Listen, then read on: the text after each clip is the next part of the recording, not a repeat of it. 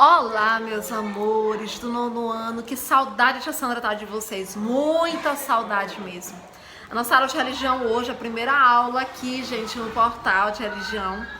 Quero falar com vocês algo muito interessante. Hoje a gente vai falar sobre idolatria. Tema controverso, complicado, muito complicado, difícil de ser tocado às vezes, entretanto se faz necessário. Quando nós falamos de idolatria, e aí vocês já podem imaginar, meu Deus, a tia Sandra evangélica já vai falar dos ídolos. Sim, vou falar dos ídolos sim, mas não da maneira que vocês estão imaginando, tá? Idolatria para Deus não se trata apenas de ídolos de metal, de madeira, de pedra, de barro, de ouro, não. Quando Deus fala de ídolos, Ele fala de ídolos do seu coração.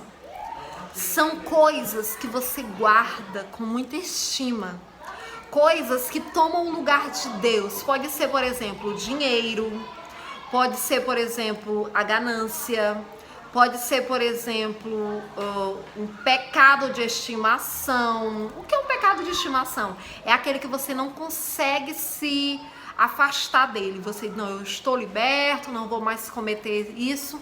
E aí quando você vê, você já está pecando, e já acha que é natural. Comete tanto esse erro, como por exemplo a mentira, que você acha que é verdade. A gente chega um determinado momento que você, não, isso é verdade, de tanto mentir. Isso é um pecado de estimação. E isso também é um ídolo, sabe? Diante de Deus, isso é um ídolo. Porque tudo que afasta você de Deus, tudo que não deixa você se aproximar da presença de Deus, é um ídolo. Nós não podemos ter ídolos em nosso coração. Nem o dinheiro, nem a fama, nem a sexualidade, que no Antigo Testamento era muito tratado como ídolo, como idolatria. Nada disso pode ser um ídolo na nossa vida. Eu vou ler para vocês agora um texto da minha Bíblia. A Bíblia da mulher, essa Bíbliazinha pequenininha aqui. E ela fala muito sobre a idolatria, o culto a falsos deuses. E aí vocês vão entender um pouquinho. Na antiguidade, os ídolos, gente, isso aqui é um texto, fora a parte do texto, tá? Esse aqui é o texto da Bíblia, e isso aqui são reflexões da autora do livro, ou de diversas autoras. Idolatria, o culto a falsos deuses. Na antiguidade, os ídolos, ou seja, imagens ou aspectos, eram com frequência transformados em deuses visíveis confeccionados por artífices. A idolatria é um ataque direto à natureza fundamental de Deus. Quando eu comecei a estudar um pouco a história da Bíblia, eu vim entender que Jesus ele nasceu num contexto romano, em Roma, tá? E aí vocês sabem o que tinha muito ali? Ídolos, idolatria. Vocês sabem aquela história de Hércules, dos deuses de antigamente, que a gente, da mitologia grega, da Grécia e portanto Roma, tá ali tudo pertinho. Pois é, aquela história ali estava toda baseada no contexto também, ali também envolvia o contexto de Jesus. E era justamente no mesmo período, era na mesma época. Então quando eu comecei a estudar a história da Bíblia, não apenas a Bíblia em si, mas a história, os livros que contavam a história daquela época, eu consegui entender porque que a Bíblia fala tanto sobre idolatria também no Novo Testamento. É porque eles tinham muitos ídolos naquela época. Eles tinham a deusa Hera, o deus Eros, a deusa Afrodite. Tudo fazia parte do contexto naquela época da Grécia, tá? Então eles acreditavam mesmo nesses deuses e os artífices eles desenhavam, eles faziam aquelas obras de escultura. Não estou falando de deuses da igreja católica, não estou falando de imagem de escultura da igreja, estou falando daquela época, tá? De uma história. E eles adoravam muitos, então quando houve toda uma questão da história, de um rei que depois da morte de Jesus, depois de algum tempo da morte de Jesus, aceitou o cristianismo e fez com que as pessoas derrubassem aqueles ídolos e tal, aí houve uma mudança. E aí o povo deixou de servir mais aqueles ídolos e começou a criar outros ídolos que foram trazidos de outra forma, tá? Mas que não vai vir ao caso agora. O que eu tô querendo passar para vocês hoje nessa aula são os ídolos que nós trazemos no nosso coração. É o apego. Tudo que você devociona, que você dedica tempo e dinheiro, se torna de certa maneira o seu ídolo. Tudo que você ama mais do que a Deus é um ídolo na tua vida. Sabia disso? Nós devemos colocar sempre Deus em primeiro lugar. Nós devemos colocar sempre o Senhor em primeira instância. Vou continuar lendo aqui para vocês.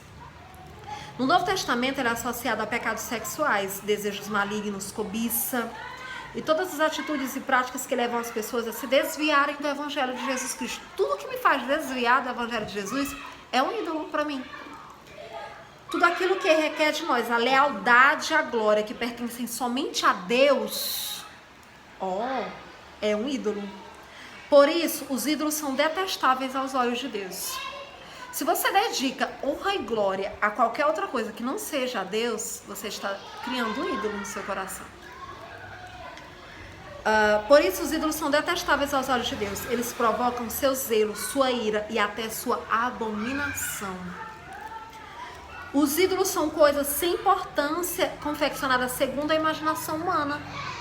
Não obstante, são associados à feitiçaria e atividades demoníacas que constituem uma ameaça espiritual extremamente real. Existem casos de ídolos também que fazem isso.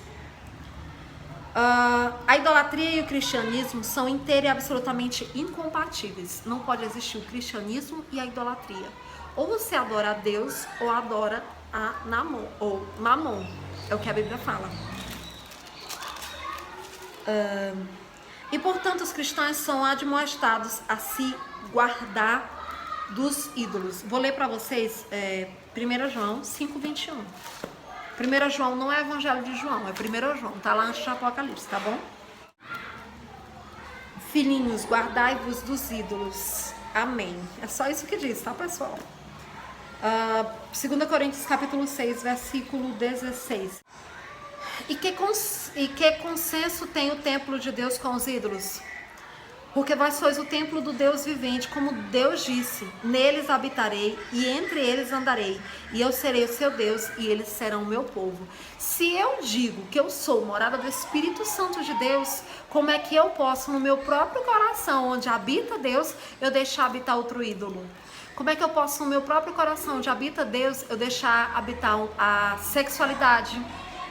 Eu deixar habitar os meus próprios desígnios, o meu próprio desejo, acima da vontade de Deus.